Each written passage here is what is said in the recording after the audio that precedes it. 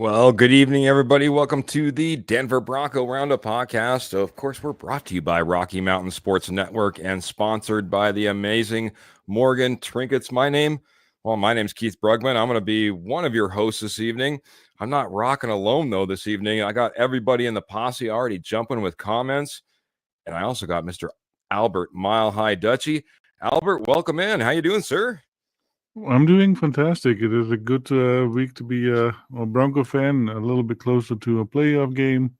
So the dice are rolling towards the favor of the Denver Broncos. So let's keep it up. Yeah, let's keep it up. We'll be taking a look behind. We'll be taking a look ahead. But we're not alone, Albert. We're not No. alone, man. We got to welcome in our special guest. Didn't even tease it. But we got the stepfather himself, one Mr. Kenny Kirkpatrick. Welcome to the show, Mr. Kenny Kirkpatrick of the K&K Sports Show. How you doing, man? I'm doing great. Thank you guys for inviting me. Happy bye week to you all. And Trevor's got the week off, and Jody's got the at least the Tuesday off. I don't know about Friday, so we'll see what Friday brings. But glad to be in there, filling in their shoes, and looking forward to a great show. I won't do a mile high salute because it's not right to be the first one to do it. But I will say, all aboard, choo choo for Jody. The Bo Nix train has arrived. Let's go. It's pulling in the station tonight on the Denver Bronco Roundup podcast, and Kenny's the lead engineer, I guess. Scott's coming in here early saying, hello, Broncos country. Glad this channel doesn't take a bye week. Well, we're glad that you don't take a bye week from us. Scott, thanks for coming in here and rocking with us this evening, man. Ernie Mays coming in saying, go Broncos country only. Go Bo Nix for 6. Hello, all 4. Well, it's 3 and stepfather at that, but I'm sure Trevor and Jody are going to be listening, watching, if nothing else, after the fact, man. And we appreciate Ernie Mays coming in here and knowing we come in with typically 4 horsemen if we can. Good evening, Kenny. What's up, says Paul, and he's just wondering if you're having any fun with Drew Lock. Tons, because maybe next year we might have that number 1 pick. So let's go. Hey, there you go. Yeah, keep rocking it with At Lock. This point, this is Broncos. We don't want to talk Giants tonight. Let's not. No, we might talk a little bit because I wanted to talk a little bit about how we get into the playoffs and sure. Maybe some of those teams that are out there and still have schedules remaining as well. Jody Moncrief saying, dang, Albert, looking dap, all dressed up. You got the judge weighing in with the decision saying, looking great, my friend. You are looking great, man. Thank you all. Yeah, we had my wife and I, we had a day out and we dressed up, and so we had fun. And I even got a free appetizer at Outback Steakhouse. And what'd you go with? No, I had them surprises, and they came with chimichurri chicken wings and drumsticks. And how'd you get it? And because I'm wearing the Denver Broncos logo in Kansas City. They say, if you're willing to do that, we're willing to at least fill your gut up a little bit, man. Well, shout out to them, and shout out to you and your wife. Glad you had a fantastic day together, and it sounded, by the smile on your face, it looks like it was a good one, buddy. It was. Dan's coming in saying, good evening, go Broncos, 8-5. Oh yeah, fixing to be 9-5. And yeah, we're going to talk about how we get there.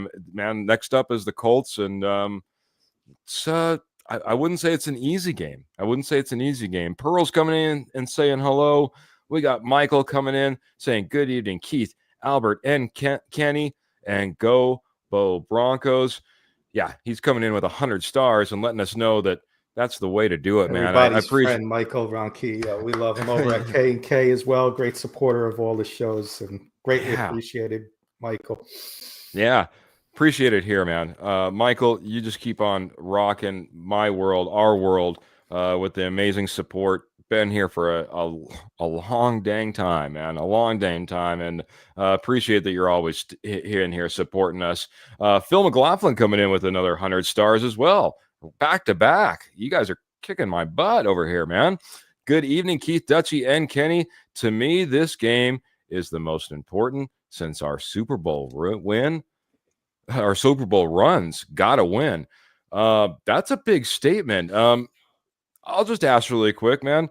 How much, Dutchy, do you think this game weighs on the season, and maybe, you know, like Phil's kind of alluding to here, man, we haven't had, a Super Bowl run in a while, and this could mark a big game. Do you think this is a huge gotta win Super Bowl run, most important game since type of situation here?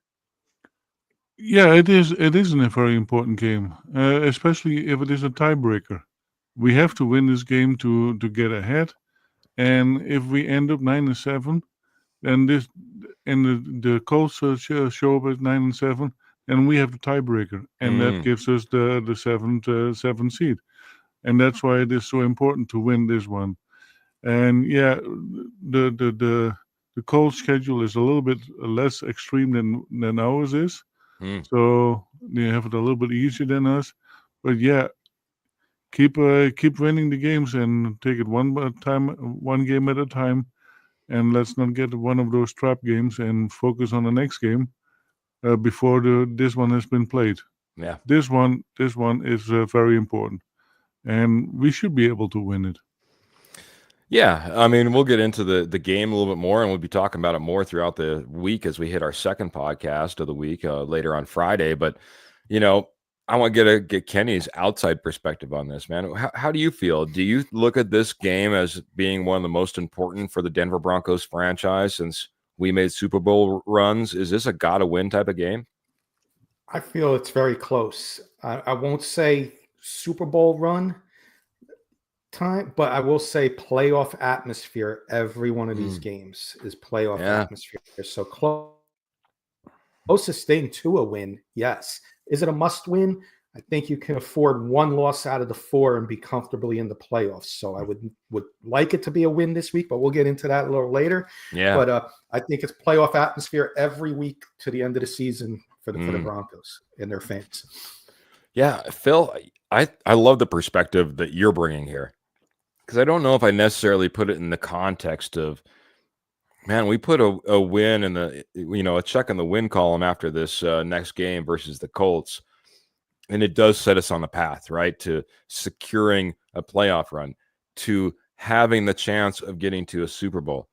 And it's been way too long. And this game, as Albert said, could come down to a tiebreaker.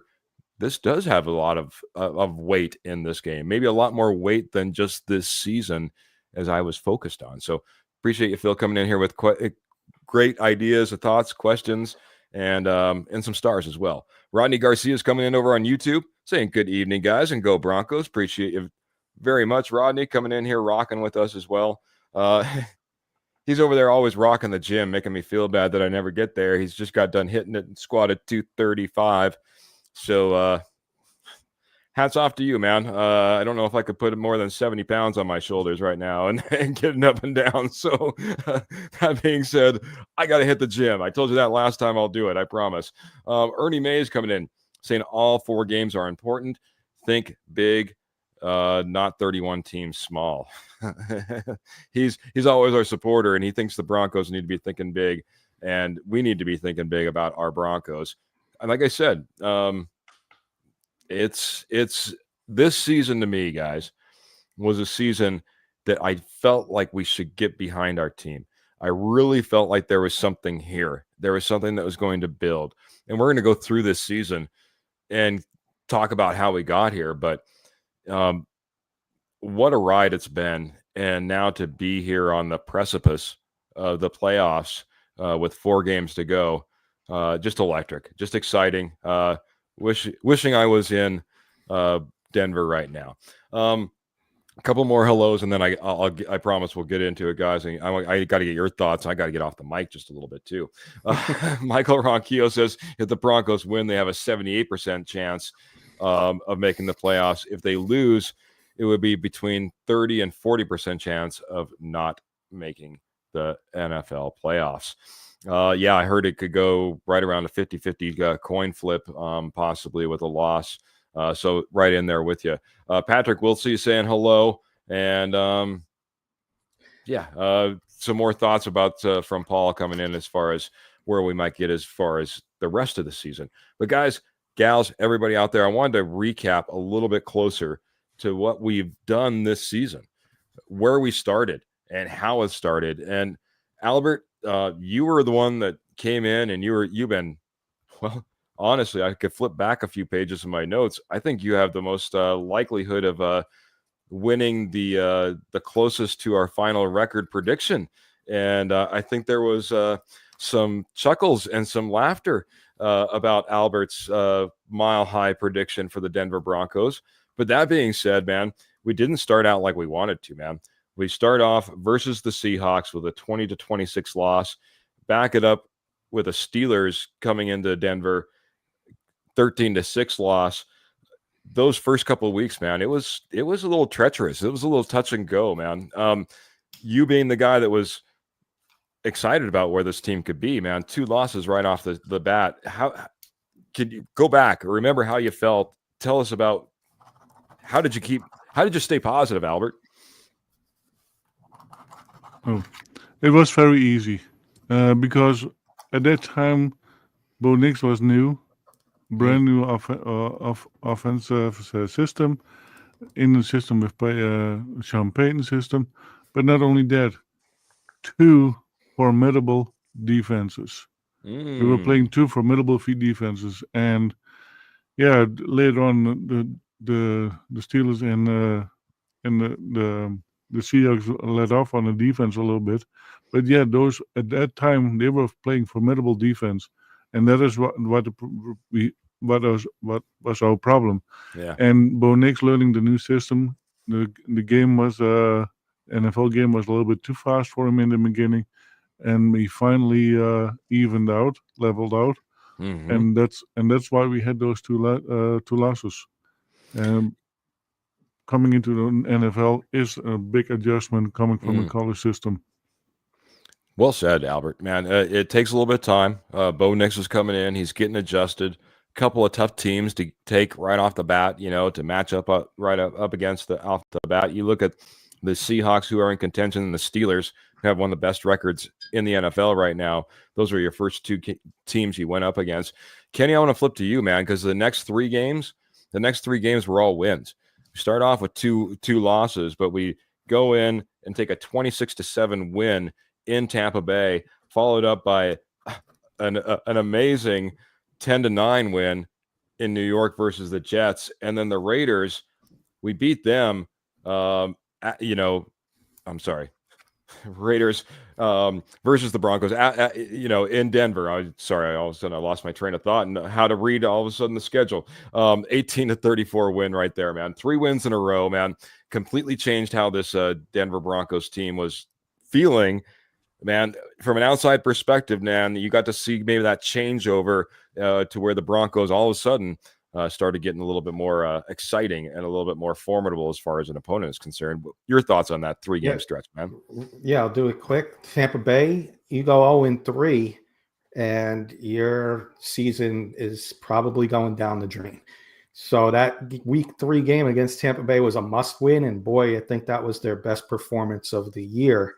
What they did to Tampa Bay and Baker Mayfield, who are 7-6 right now, leading the AFC South. So you can't say they're not playing anybody. So Tampa Bay leading the AFC South, probably going to make the playoffs and be a dangerous team in the playoffs. So to go down to Tampa Bay and do what they did there, turn the season around. Because if you lose that game, I think season could be possibly over. You come back against the Jets in terrible weather. Of course, none of us knew what the Jets were going to be, but that was terrible weather. They did what they had to do, and they squeaked out a victory. If you win by 1 or if you win by 30, it shows up as a W in the win column. So did your job in New York, and then you beat a team that you struggled against for years in the AFC West, and that's the Las Vegas Raiders. Of course, they're having a down year, but nobody knew that at the beginning of the year. So what you did to the Raiders to get that 3-game win streak completely turned the season around. And I think it gained confidence in not just Bo Nix. It gained confidence in Sean Payton on what he's got in his team, the defense, the whole team as a whole, and the fans as well, I think got very confident after that 3-game win streak. Nice, bud. I got Clayton coming in here, just reminding us that he's here. Hello, Clayton. How's it going, man? Hey, guys. He says, and also reminding me to tell you to smash that like and share, guys and gals. We appreciate it a ton. Helps us out a ton. We've been growing. I even got a little notification from YouTube just this morning saying, "Hey, you've clocked an amazing amount of hours, and your followers are liking your stuff. Keep it up." So appreciate all the love and support I've been getting, and it's good to have notifications like that. Start your morning off right. I want you guys to think about this. We'll continue to go through the schedule. I'm going to go back over to Albert on the next little segment here of games, but Paul's saying Tampa Bay and the Falcons games were the best performances. So just keep that in the back of your mind of where you thought the best performance was out of this 13 games that we went through so far. Albert, I'll do another chunk for you, man. Unfortunately, the Chargers came in and they beat us in a 23-16 loss in the next game. But then another couple wins, man. Broncos versus Saints. We go in, big game, prime time. Coach goes back to his hometown. We get the win. It's a 14-20, or I'm sorry, a 33-10 win. Got a little ahead of myself. And then the Panthers came into town, get another win, 14-28. That Chargers loss, we're going to be able to maybe avenge that here in the very near future. But that being said, man, that loss and then those two wins, talk about those three games, man. Yeah, the Chargers, they are a very good team. You have Herbert there, and the new offense was maybe a little unfamiliar towards the system, and they took advantage of some areas. That has to do with scheming. And at that time, the playbook was not open yet. It was still restricted. I think we will see more and more playbook opening up, and I think by the end of the season, most likely, Bo Nix will have 3/4 of the playbook that really works for him available to him, and he is going to make his own decisions. We already have seen that he is doing that. He is given choices, and he is using those choices. And this offense is going to be better and better and better. And we have seen that each game. Yeah, last game against Browns. The Browns. Offensive, it was not the greatest game. But yeah, the Browns defense was not is not nothing either. They were pretty good. Yeah. And yeah, the Browns were able to use Wallace to their best production. Yeah. But still, our offense came up when it needed to be. And that one, you can see, they're starting to click on all kinds of areas with the quarterback and the receivers. It's going to be fun to watch the Broncos. Albert's so excited. He skipped from week 8 to week 13. Yep. That being said, man, that 33-10 win down versus the Saints, I think that was a big game as well. And then the Panthers, that was just a game that we couldn't trip up. We need to make sure that we secured and we put in the bag and that we moved on. Back over to you, Kenny. Unfortunately, I'm going to have you talk about just a couple of losses, and then we'll get to it's kind of funny if you look at this season, the streaks that we kind of went on. Back-to-back losses, two completely different types of losses, though, man. Go up to Baltimore, and probably the ugliest game that we've seen of the year, a 10-41 loss versus the Baltimore Ravens. And then, get back on the road, get yourself put together, go in versus one of the toughest teams to beat, especially in their own stadium. But Kansas City Chiefs go in there, and on a blocked field goal, you end up losing the game 14-16. Two back-to-back losses, man. Talk about that, man, because it was two completely different teams, games, outcomes almost, Arguably, two best teams in the AFC. People may beg to differ. They want to say Buffalo. They want to say Pittsburgh. That's okay. But the Ravens at the time that they played Denver coming off big wins against the Saints, Peyton's old team, Panthers, travel cross country, early game. It was bound to happen. And if you're going to have a bad game, let it be that game. It wasn't against the Chargers. It wasn't against the team that you should beat, because I say you should beat. There's a lot of teams that are below the Broncos that you should beat, and you have beaten. So you haven't had that bad loss. This wasn't a bad loss despite what the score showed. The Chiefs, moral victory. Of course, I just said a 1-point win or a 30-point win is going to show up as a W. Unfortunately, this shows up as a W for the Chiefs, but the Broncos won that game. A fluke blocked kick at the end of the game is what caused the Broncos to lose that game. Bounce back from it, and you're going to get into the remaining games, but bounce back nice from it, and lots of confidence in this Broncos team because they're not losing games that they're supposed to win. So, these 2 losses were not the end of the world, and I'm going to show you in a moment when Albert goes with the remaining schedule. Yeah, we might all touch a little bit on the last 3 here, but give it to Albert to begin with. Paul saying Broncos should have lost the Jets game, and the Broncos should have beat the Chiefs. So, kind of what you were talking to, hey, I think that we should have beat the Chiefs, you know what I mean? And we barely did what we needed versus the Jets in that little stretch there.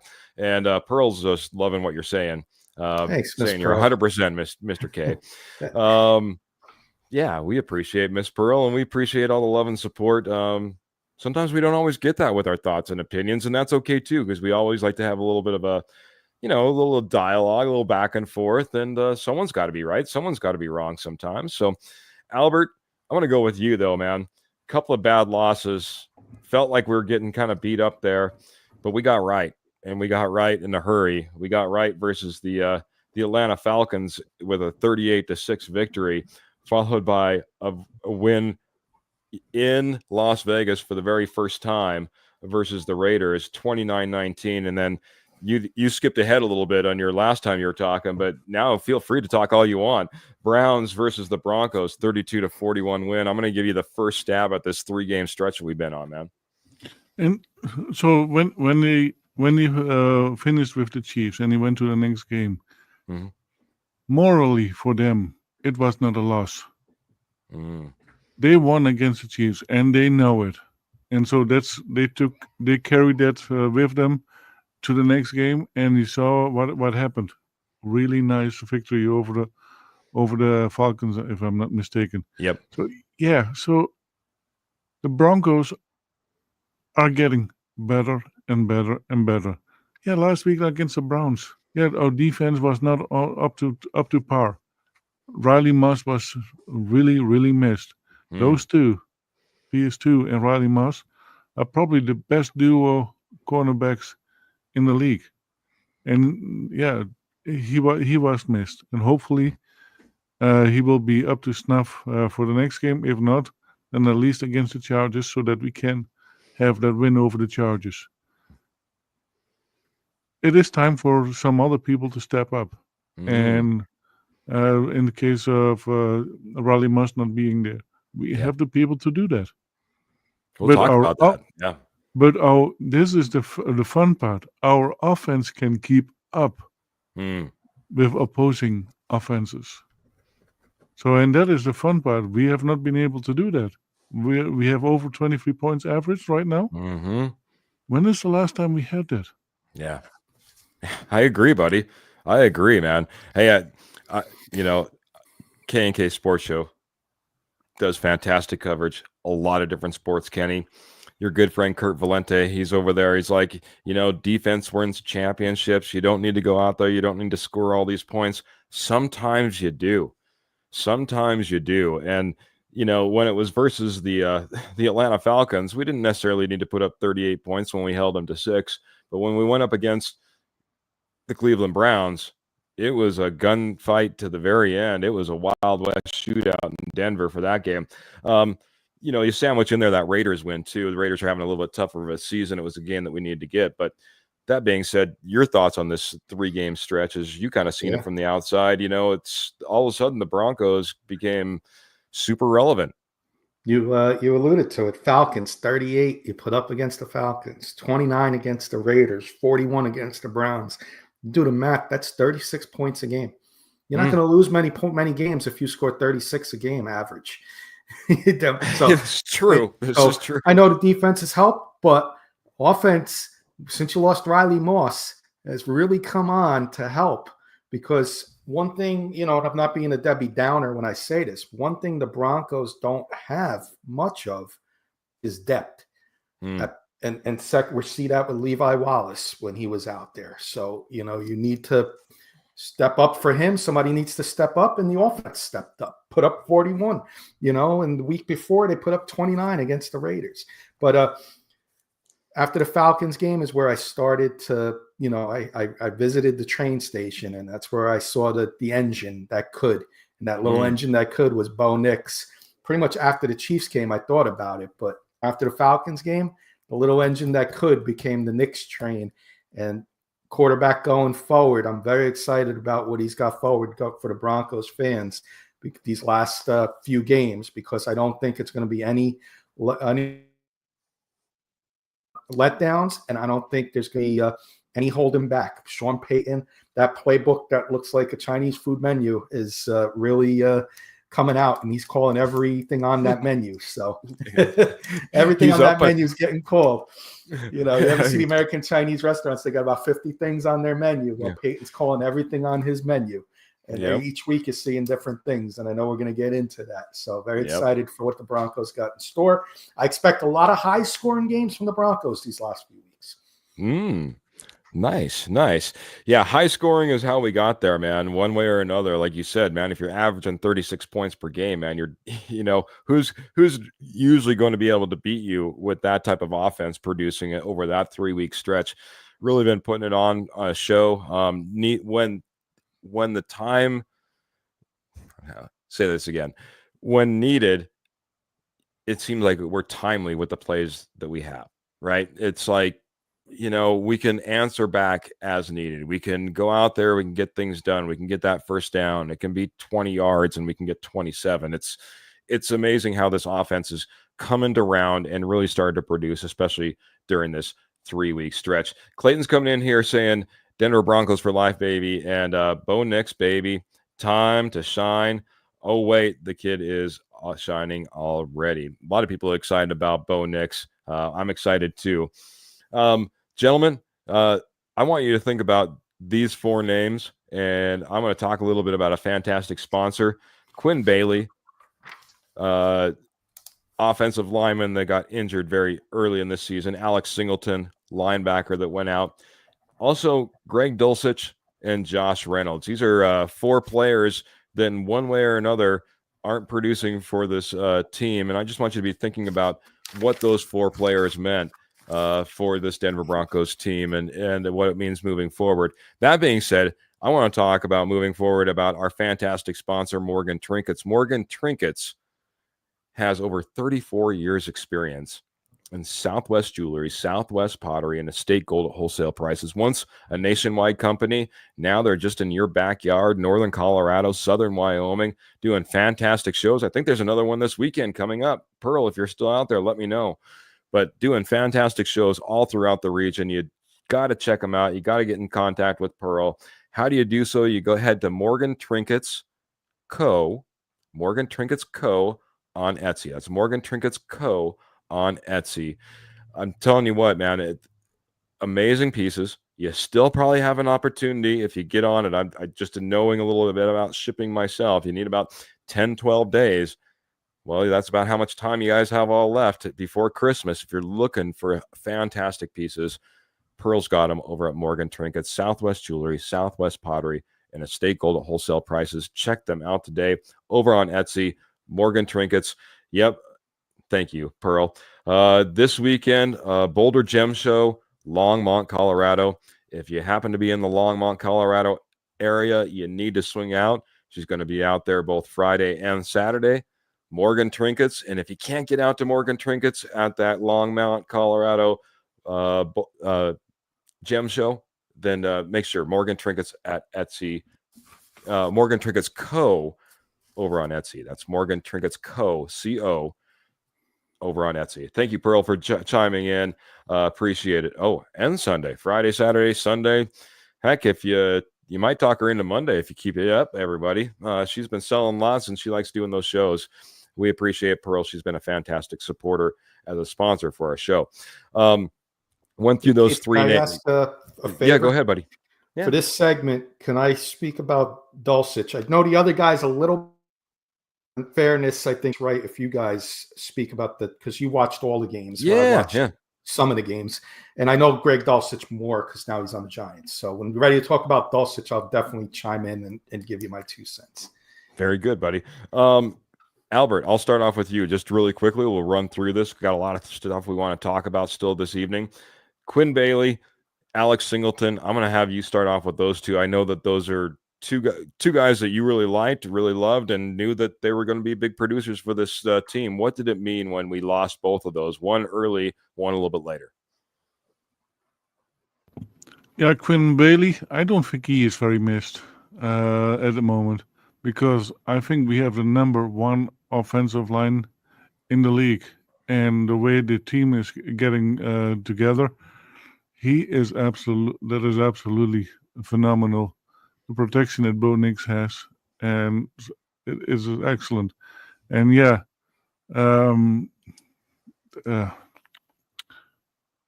was Quinn Bailey. Alex Singleton. I think he is missed because he is a tackling machine. And even although Standout is stepping up and he's doing a pretty decent job, but still, I think with Alex being in there, everybody had to account for Alex Singleton because if he started coming on, he was like a bulldozer, and he would hit people so hard. Yeah, and the people are afraid for Alex Singleton. He has been a tackle leader in many years in a row. So, yeah, I still think that Alex Singleton has been missed. He was pretty good in generating tackles, but also in leading the team where to line up and that kind of stuff. And when Jewel was there, the two of them, they were really good in the linebacker field. Yeah, and I think that is missed. But from what I hear, Alex Singleton is there every game to support the linebackers and help them out. And I think that is also very classy of him. He doesn't have to be, but he is there. Of course, yeah. Guy seems like he's been a fantastic addition from the very beginning. A guy that we didn't have high expectations for. Come in here, leading tackler, ends up getting the green dot. I honestly think at the middle linebacker position, probably our best in getting sideline to sideline, able to be in coverage as well as be able to come downhill and, level those hits in the running game and get all those tackles when needed. Quinn Bailey, the one thing I'll say is when Mike McGlinchey went down, when Alex Palczewski went down, people were looking all over for Quinn Bailey, unfortunately. And that was our remaining chess piece that we had at that right tackle position, a swing tackle that could play either side if need be. So, a little bit missed, but you're right. We've been relatively healthy. We were able to get past the McGlinchey injury, and that was another name on my list that I can kind of check off because I will talk about him already. We talked about him already, I should say. But not nearly as missed as maybe some of the other guys that we are talking about, like Alex Singleton. I'll just touch on really quick Josh Reynolds and all by myself, and I'm going to go over to Kenny for Greg Dulcich. Josh Reynolds, was that guy that was brought in the offseason to be an addition to this wide receiver core and be a fairly big piece, even though we couldn't go out there and spend big. We spent on a wide receiver to bring him in. Whether it was injury or unfortunately outside events, outside of football that took him off the field for a while. I got to be honest, the only downside to it was maybe the money that we spent.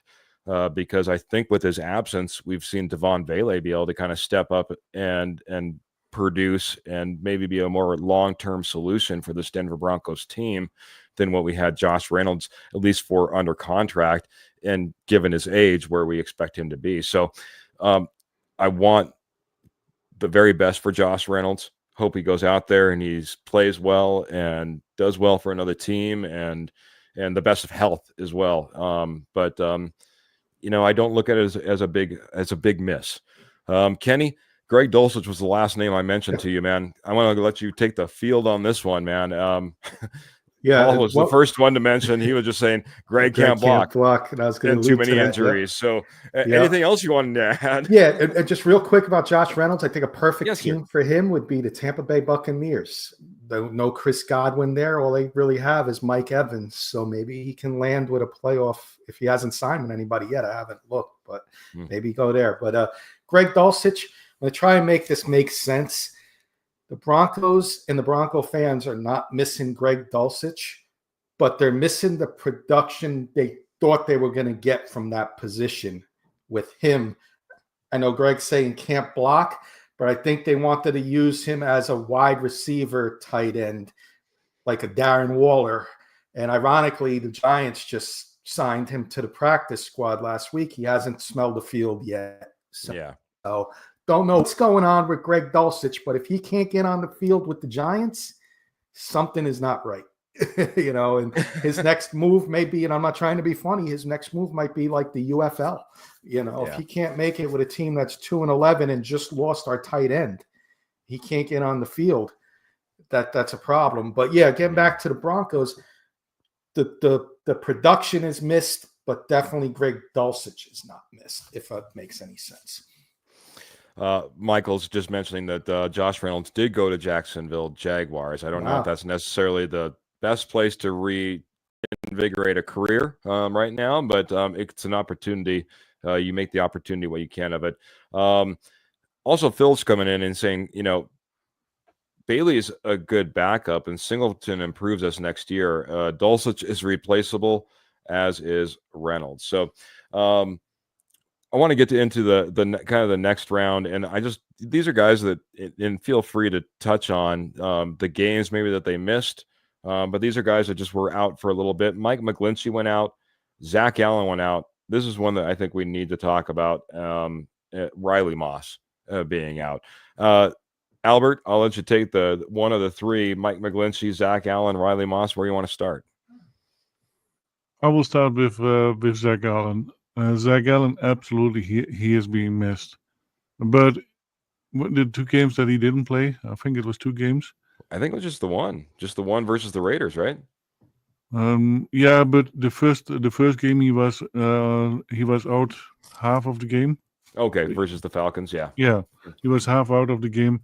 He was missed, but guess what? Our defense was picking it up, and yeah, there were a little bit more holes because it still was not bad. It was still a very good defensive line, and I think that what they have built there together is phenomenal.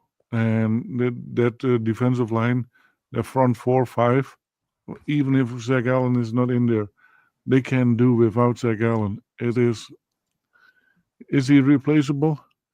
Yes, but he will be missed, and that's what it is. He will be missed. He is replaceable, but he will be missed. But he is still a game wrecker, and that, I think, that was the biggest part that they missed, the game wrecking ability. The other guys will step up, and they will get there too. I think our D-line is one of the best in the league, in my opinion. I think you're right, but I wouldn't minimize, I think, what Zach Allen did. Even when I went back and watched that Cleveland Browns game, I kind of wish that he almost would have taken that week off. I think that he didn't quite have – he wasn't 100%. I would say he was playing at 70, 80% out there. Still being a menace, still being out there, being able to compete. But didn't look like he was Zach Allen at 100%. Hopefully he's able to take the bye and get a little bit better. Kenny, Mike McGlinchey, Riley Moss. I think I know where you're going to go here. Oh my goodness! Because I want to hear what you got to say about Riley. Oh, okay. Riley Moss, because you've been giving it to Albert and I'd love to hear your thoughts on Riley Moss, because I know you've seen the game like all of us. But McGlinchey, gets hurt, out with a little strain, out for a few weeks, but very important position when you got a rookie quarterback, defensive tackle. And a lot of people were down on Mike McGlinchey, if I remember correctly. He was struggling a little bit, but I don't know if it's the style of play that Bo Nix is at quarterback over Russell Wilson last year, with McGlinchey struggling with Russ, but McGlinchey looks decent to me, good enough, and he's protecting the rookie quarterback, and he's a big reason. The offensive line is a big reason for Bo Nix's success, and they're doing a great job in the pass blocking, in my opinion. And mistake-free football has been, on the offensive side of the ball, has been key to a lot of victories this year for the Broncos. So it starts with the offensive line, and he's the one making the money. So you know what? He's the anchor, and he's going to be a big part of this stretch down the run. So Mike McGlinchey, I'm happy to see him back, and I think Bronco fans are too, and especially Bo Nix. Oh yeah, Broncos country, Bo Nix, and us personally, we're happy to see Graham coming in. We're happy to see Graham back. Welcome back, Graham. He was watching a little bit of Avalanche, but Graham's an amazing part of the K&K Sports Show. Great Sports show as well, and he's coming in, hanging out with us on the Broncos. Good to see you, Graham.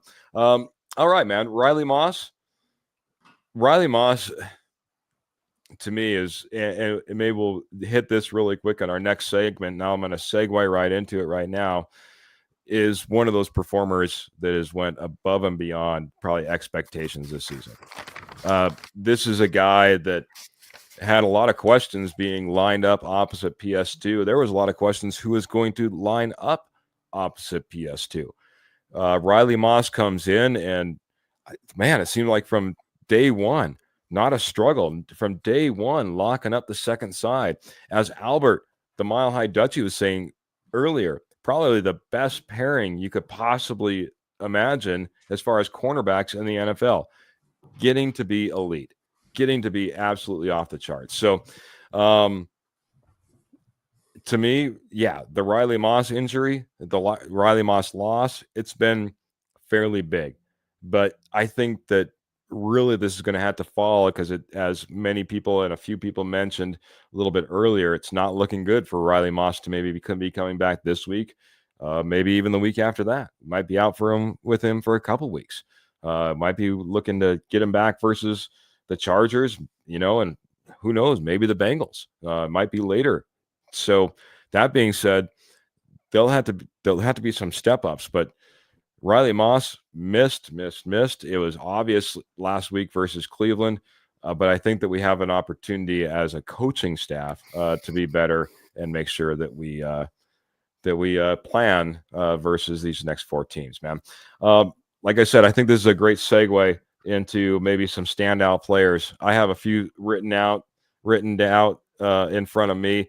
Albert, I'll give you first scratch at it. I'm going to, I guess, second scratch at it, because I'm going to scratch off Riley Moss off of my list. That one's taken. But standout players this season for you. Where do you land with the Broncos? I would not call it in the standout players. One of my favorite players is number 77, and that is Quinn Miners. But it is the entire offensive line. That unit is growing and becoming stronger and stronger. Quinn Miners, yeah, you see him all over the field, but you also can say that of Ben Powers. And those two tackles, left and right tackle, how many sacks have they allowed on Bo Nix together? One sack have they allowed to Bo Nix. And that is extreme. You cannot take the one individual away, but it is that cohesion that they have. And now with Wattenberg coming in there, growing as well, it is so fun to see that the offensive line, I think that unit as a whole needs to be given lots of credit. Lots of love to the offensive line, but kicking it off with Quinn Miners. Not a guy I had on my list. A few other names. Paul's coming in. He's saying, I just mentioned him. It's one Mr. Garrett Bowles. Mr. Rodney Garcia's coming in and saying Nick Benito for him, and Pearl's right in agreement. Pearl also almost made me cry a little bit earlier because she's not going to be on our Friday show, she said. Sorry that you're not going to be able to make a Pearl, but I'll leave it up to you, Kenny. A couple of mentions for Nick Benito. Maybe we'll just go ahead and check that off the list. He's been I pretty got a amazing good as one. well. But go ahead with your. I got a good one, and it's a guy I've been high on all year, and I've been telling everybody, you got your number one wide receiver. I don't care what anybody says, and that's Cortland Sutton.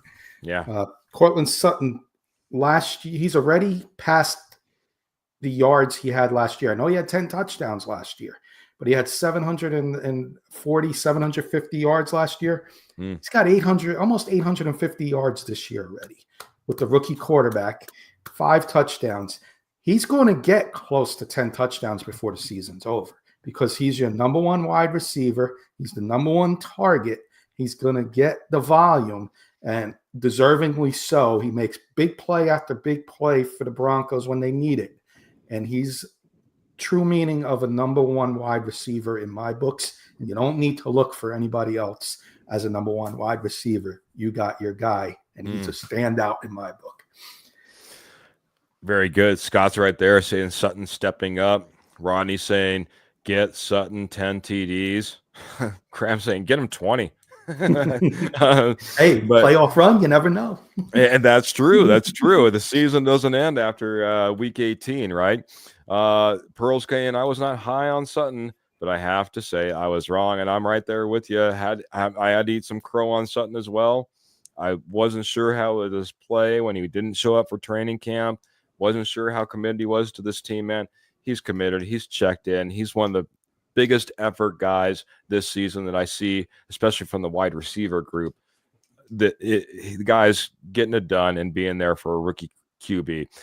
I got to get over. I'll go ahead and I'll take the easy one because everyone else from Rodney to Pearl to Ernie Mays, all saying Nick Bonito.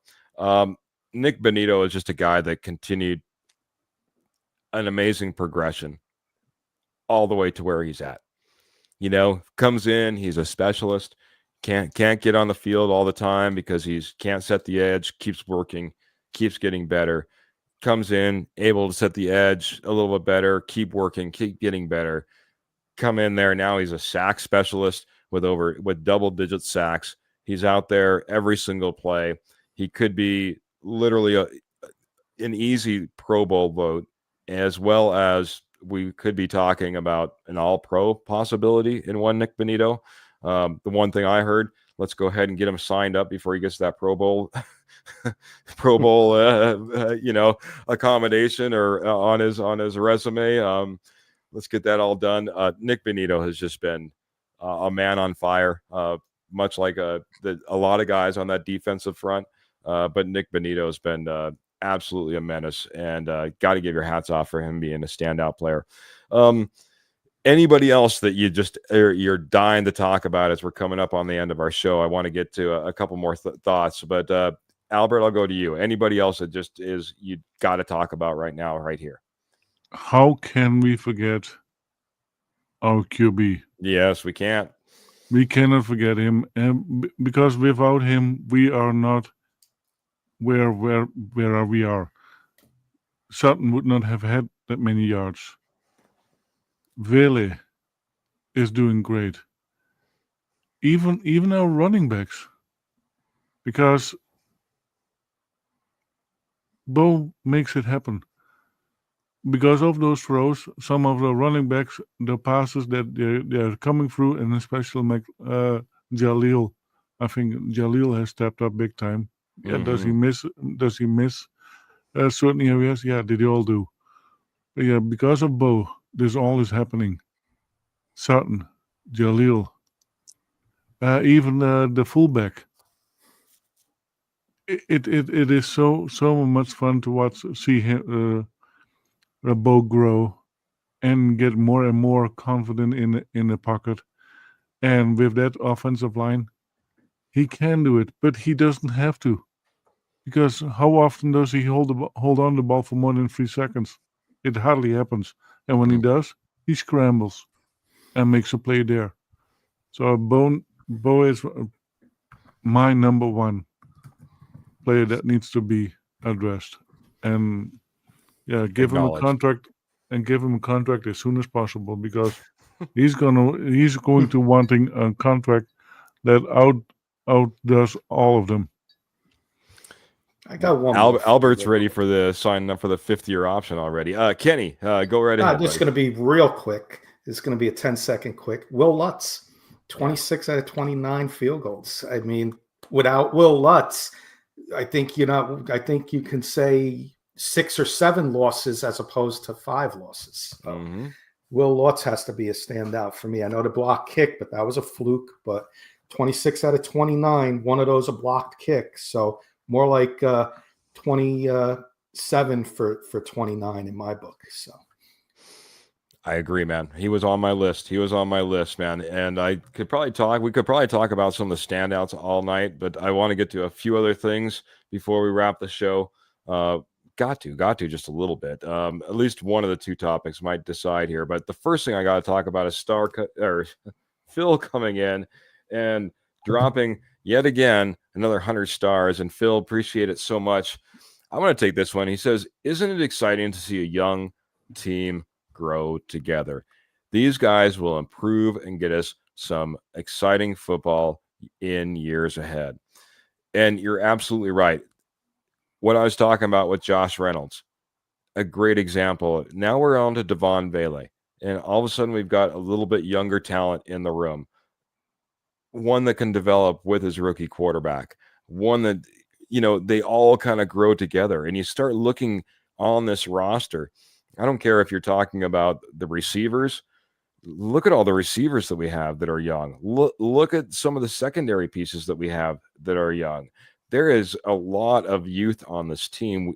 Albert, I think that was one of our first episodes to start off the season, talking about how young this team was once we got the draft all done. We're one of the youngest in the league, and I don't see that changing a whole lot. I think we'll be improving because of the depth we've already seen, at least on the front lines, and we can go in and fortify that with young depth once again with the draft picks that we have. Phil, you're absolutely right. It's amazingly fun to see a team that's not only young, but also headed in the right direction and feeling like you're on track and looking to have not just a playoff run this year, but playoff runs in years and seasons ahead, man. It's great to have that franchise quarterback. Albert, I think you're right.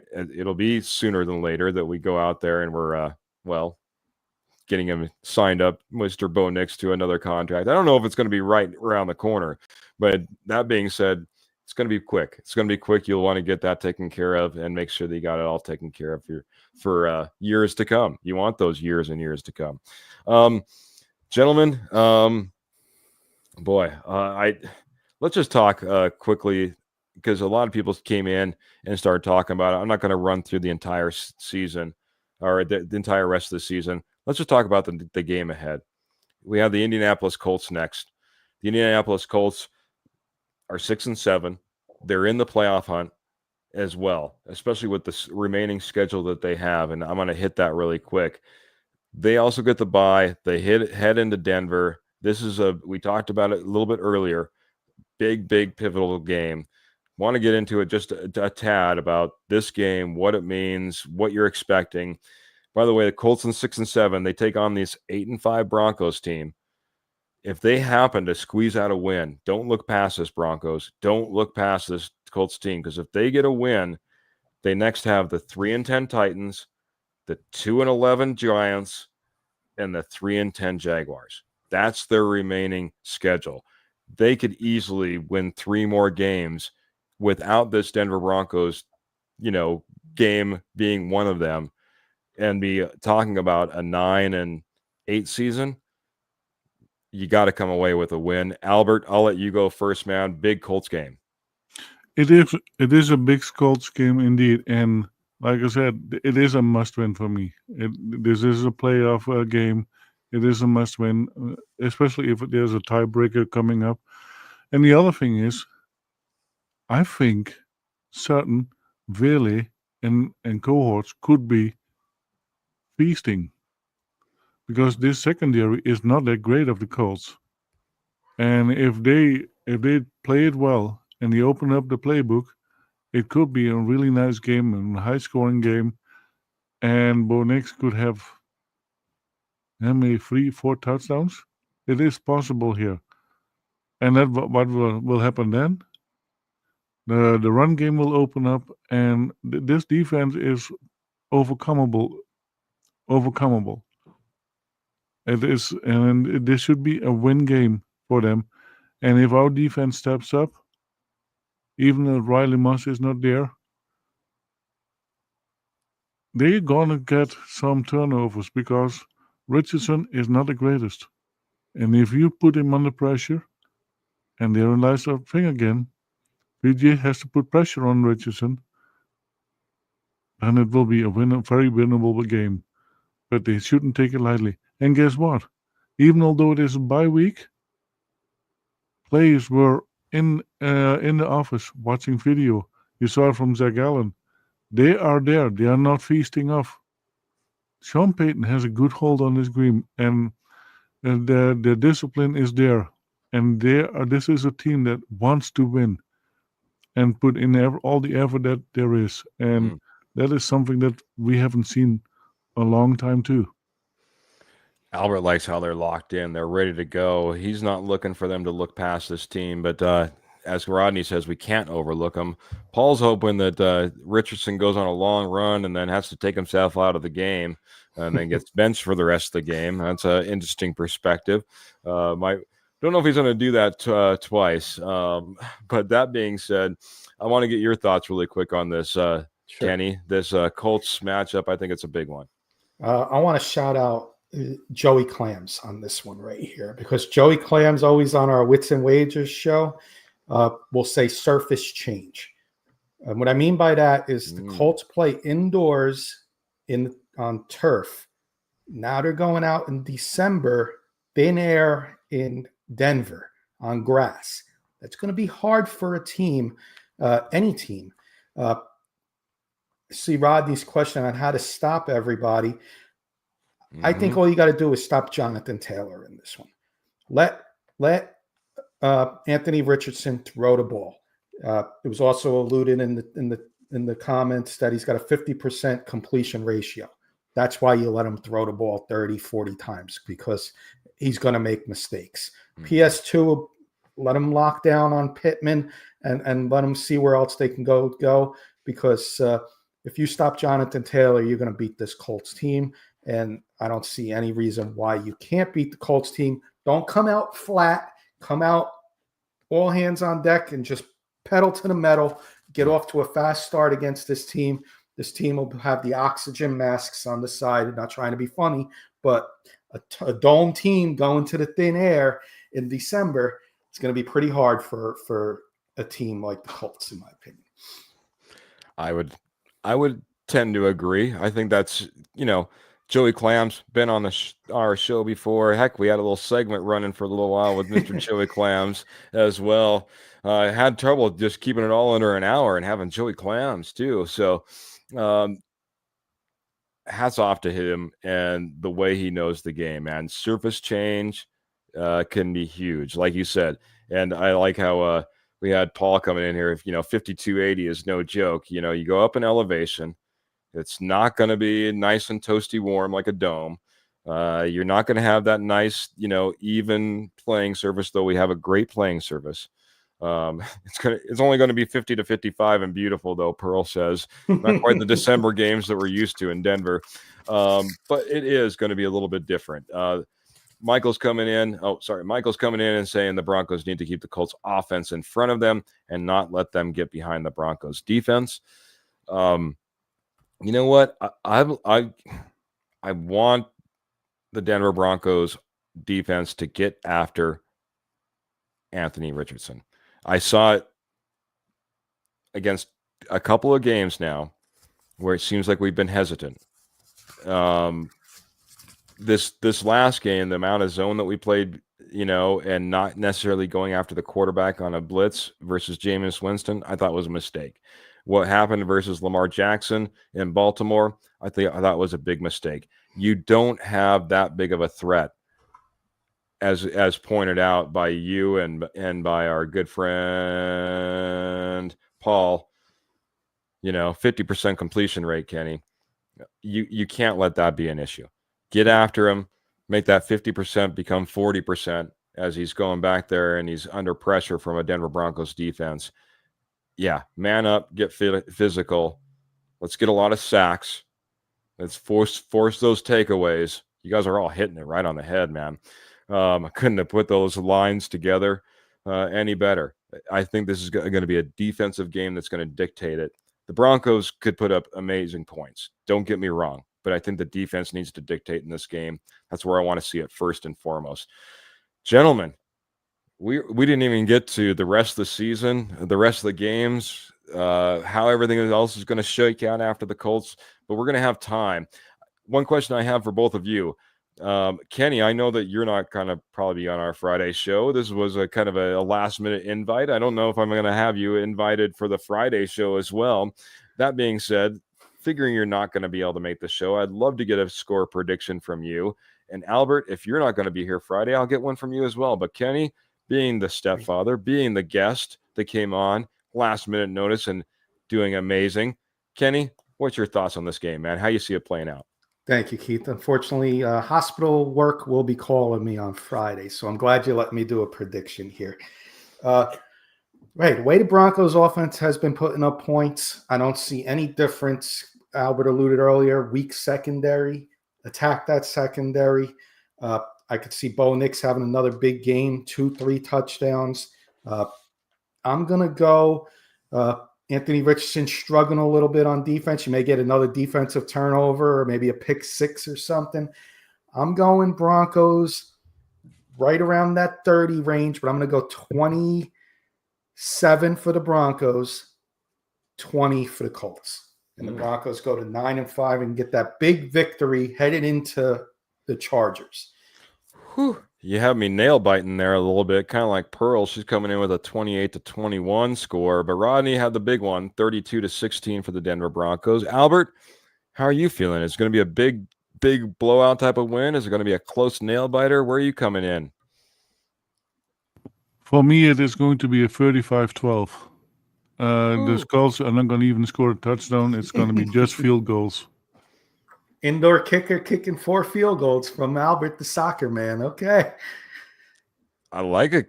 Albert, that would be the statement that we really need to take off on this next stretch, man, and really put the Colts in the rear view mirror, not that really let them get in contention.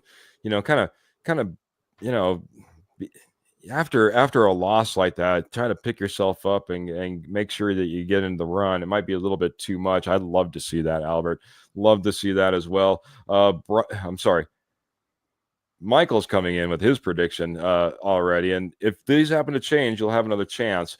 31-14 win for the Broncos over the Colts. 33-14 from one Mr. Ernie Mays. So a lot of people think there's going to be a big say one. Something to Mr. Mays. No Trevor tonight, so there's no Debbie Downer jinx coming so far for the Broncos, Mr. Mays. I know I listen all the time, and he always gets on Trevor. Yes, sir, he does. Yes, sir, he does. But he'll have that opportunity. He'll have that opportunity because guess what? I'm not going to give a score prediction tonight. We'll have, from everything that's indicated, we'll have both Trevor and Jody. So we'll have another 3 horsemen. Albert can't make the Friday show, but he'll be here rooting us on the sidelines, probably in the chat as well. I mean, Kenny will be over there doing his rounds on a medical floor, rooting us on as well. But we go live every Tuesday and as well as every Friday, 7:30 p.m. Mountain Standard Time. That Friday show will be our warm-up, the Colts game, the breakdown, what we expect, exactly what that score prediction is going to be. We're going to have one heck of a time. Hopefully you've all stayed aboard because you're going to everyone that did is getting their first teaser. We're going to get that giveaway going, and I finally got shipment on our main prize. So that being said, get ready. This is Bighorn autographs, and if you caught what might have been in there, I don't know if you did. I don't know if you saw it, but that's our main prize giveaway. On top of that, I'm going to be giving away a training camp flyer that's signed by several Denver Broncos players, including one DJ Jones, one Alex Forsyth, and a few others as well. And our third prize, or if you want it to be the number 1 prize, we'll go ahead and we'll give away one John Elway classic starting lineup, 1998 edition Denver Broncos. Or a doll. I don't want to say action figure, not doll. We don't play with dolls. We have action figures, man. All right, gals, if you want the Denver Broncos John Elway doll, we also have that available for any of the guys. We have the for the action figure. That is, by the way, that Bighorn autographs bag. That is a signed jersey, certified. We're going to be giving that away soon. Hey, everybody. The way that you're going to be doing this is just simply by commenting. I am thinking about adding those who donate some stars, maybe having an extra entry or two in here. So those of who go above and beyond being able to support us, we're going to be able to do that. But autographed jersey, training camp, signed piece of memorabilia, and of course that John Elway action figure / doll. So that's all going to be coming around the corner. We'll have more details at every single podcast. I got to get some goodbyes from everybody, though. Kenny, I'll let you do the first goodbye since you're our guest. Albert, you last, and I'll get us out of here. Well, pleasure to be on with you guys. Pleasure to be excited. Last year, guys, for those who don't know, I'm a Giants fan, so long-suffering year once again. But we both suffered last year, so it's great to see the Broncos heading in the right direction towards the playoffs, hopefully. Hey, right now, we have the number one pick as a Giant fan, so right now we've got something to look forward to each week. And right now, the way things are going, I don't see us coming close to a win. We play the Ravens this week, so don't expect any help from the Giants, Bronco fans, with the Ravens on board. But great job, guys. Always appreciate being part of the show. Thank you for inviting me. If nobody's doing anything tomorrow, Kurt Valenti will be having his Broncos show tomorrow on the K&K Sports Show, 10 p.m. Eastern time. And then 8 p.m., if you like college football and some baseball, we're going to be doing some of that mixed in with some NFL tomorrow at 8 Eastern. So come join us tomorrow. And thanks again, guys. And go Broncos. I'll give a little salute. Got that mile-high salute, Yeah. and I think you might. There you go. I love the Bo Nix train. We love the K&K Sports Show. Make sure you're checking those guys out. Fantastic podcasting. They got a little bit of flavor. If you're into sports, they got a flavor for everybody. Check out the K&K Sports Show. And Kenny, thank you so much. I'll be checking you out. I'm sure the posse will be checking you out as well. Albert Mile High Dutchie, come in all spiffy, looking fantastic, putting on a fantastic show this evening, and helping me close out the evening with a goodbye. Go ahead and take it away, sir. So first and foremost, Bo Nix, Rookie of the Year. That is going to happen.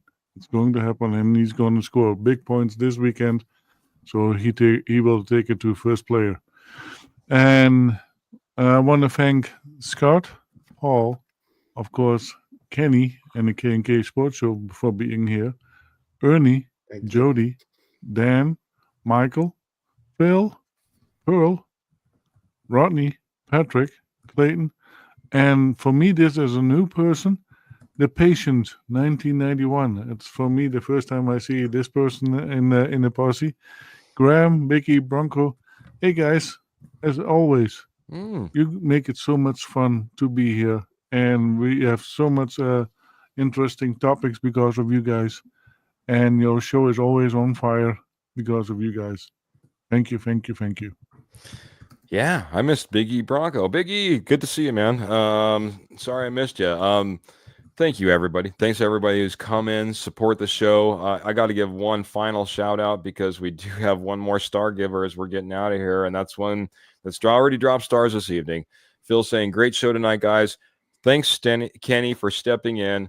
Thanks, Phil. Also, he just wanted to give a big shout out to our coaching staff, and yeah, certainly has come in around, man. A lot of questions around VJ. Heck, there was a lot of questions around Sean Payton and would he be able to draft a quarterback and develop a quarterback? And he's never done it before. This coaching staff has done amazing. We're putting up points when we need to. This defense can be one of the most dominant in the league. We put that all together. We put a few players that need to step up and can step up. we could do all that. I'm telling you, man, this team can run, man. This team can run. It's fantastic to see what we got going on. You're getting some love there with QB Bo Nix getting the Rookie of the Year. It happens at the end of the season. He's saying, "Go Bo Broncos, let's get it done," and give VJ his flowers. Man, I'd love to sit there and continue to talk with you guys. You keep blowing up the comments, but we do need to get out of here. As a reminder, every Tuesday, every Friday, 7:30 p.m. Mountain Standard Time, we go out here, we go live, have a great hour show talking about all the relevant topics that are relevant to you, because you guys a lot of times lead the show with your comments, as well as what we have planned for our ideas.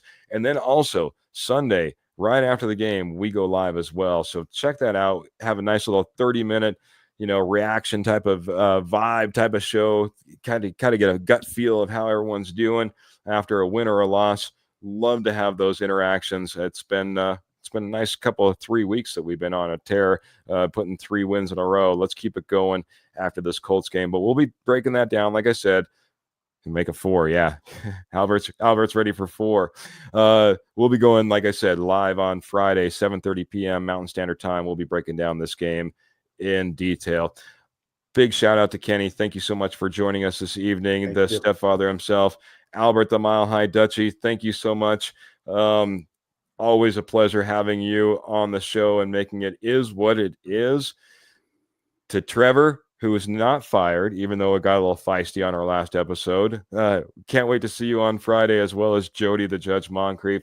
Until then, we're going to go ahead and get out of here like we always do, Broncos country. Make sure you keep your feet in the stirrups, you keep your guns in your holsters, and you keep those Denver Broncos in your heart. With a mile high salute, we're out of here. Have a great week, everybody. See you Friday.